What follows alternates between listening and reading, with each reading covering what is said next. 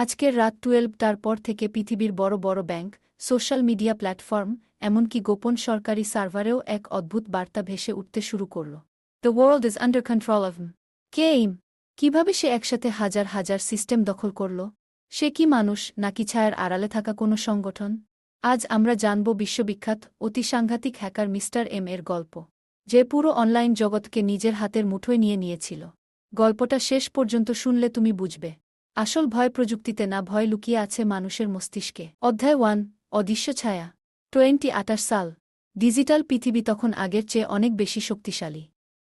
সবকিছু অনলাইনে, টাকা, তথ্য, পরিচয়, নিরাপত্তা। একদিন হঠাৎ করে যুক্তরাষ্ট্রের একটি বড় সাইবার সিকিউরিটি কোম্পানি অস্বাভাবিক কিছু টের পেল। তাদের ফায়ারওয়াল ভেদ করার চেষ্টা হচ্ছে। কিন্তু আশ্চর্যের বিষয়, হ্যাকার জেন ইচ্ছে করেই তার উপস্থিতির ছাপ রেখে যাচ্ছে। সার্ভারে শুধু একটা সিগনেচার। না কোনো আইপি, না কোনো লোকেশন, না কোনো ভুল।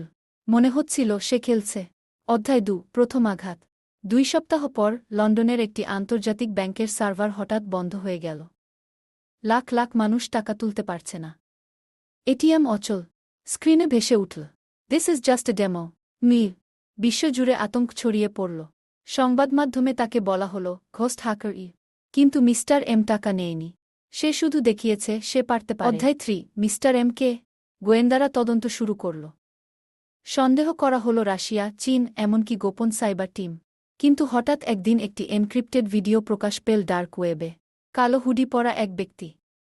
মুখ দেখা যায় না, কণ্ঠ বিকৃত। সে বলল, আমি অপরাধী নই। আমি প্রমাণ করতে এসেছি তোমাদের নিরাপত্তা একটা মিথ্যা গু। তার দাবি, বিশ্বের বড় বড় টেক কোম্পানিগুলো মানুষের তথ্য লুকিয়ে বিক্রি করছে, আর সে সেই মুখোশ খুলে দিতে চায়। অধ্যায় 4, পুরো দুনিয়া থমকে গেল। এক রাতে হঠাৎ বিশ্বব্যাপী জনপ্রিয় সোশ্যাল মিডিয়া সাইটগুলোর লগইন সিস্টেম কাজ করা বন্ধ করে দিল। কোটি কোটি ইউজার লগইন করতে পারছে না। স্ক্রিনে শুধু লেখা, প্রাইভেসি ইজ অ্যান ইলিউশন। বিশ্বের সবচেয়ে শক্তিশালী সাইবার টিমও বুঝতে পারছিল না সে কোথা থেকে আক্রমণ করছে। মনে হচ্ছিল সে যেন একসাথে সব জায়গায় আছে। অধ্যায় 5, এক কিশোরের রহস্য। তদন্ত করতে গিয়ে এক অবিশ্বাস্য তথ্য সামনে এলো। বাংলাদেশের এক সাধারণ শহরে থাকা এক 22 বছরের ছেলের ল্যাপটপ থেকে কিছু অদ্ভুত এনক্রিপশন সিগন্যাল পাওয়া গেছে।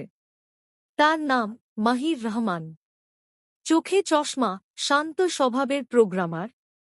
সারাদিন ঘরে বসে কোডিং করে। পুলিশ যখন তার বাসায় যায়, ঘর খালি। Computer on. স্ক্রিনে লেখা, ইউ আর লেট। অধ্যায় 7, শেষ খেলা। বিশ্বের সব বড় দেশ একসাথে হয়ে অপারেশন ব্ল্যাক ন্যাট শুরু করল। তারা একসাথে 50টিরও বেশি সাইবার ইউনিট কাজে লাগাল।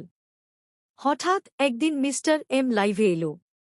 সে বলল, আমি চাইলে সবকিছু ধ্বংস করতে পারি, কিন্তু আমি ধ্বংস করতে আসিনি। আমি দেখাতে এসেছি ক্ষমতা কার হাতে। তারপর সে সব সিস্টেম থেকে নিজে নিজে সরে গেল। কিন্তু যাওয়ার আগে সে প্রকাশ করে দিল কিছু গোপন তথ্য, যা প্রমাণ করল বড় কিছু কোম্পানি সত্যিই ডেটা অপব্যবহার করছিল। বিশ্বজুড়ে বিতর্ক শুরু হল। অধ্যায় 8, মিস্টার এম কোথায়?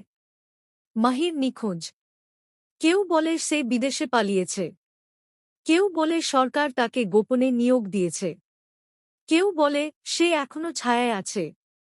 কিন্তু মাঝে মাঝে কোনো বড় সাইবার হামলার পর একটা লাইন ভেসে ওঠে, সিস্টেম আপডেটেড।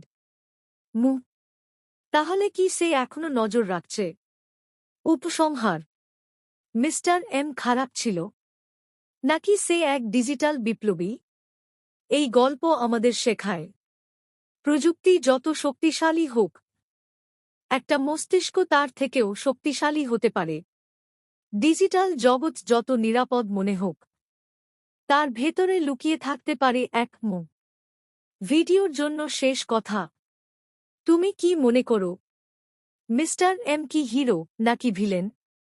কমেন্টে জানাও। আর যদি এমন আরও থ্রিলিং গল্প শুনতে চাও, তাহলে সাবস্ক্রাইব করতে ভুলো না, কারণ পরের গল্পে হয়তো টার্গেট তুমি।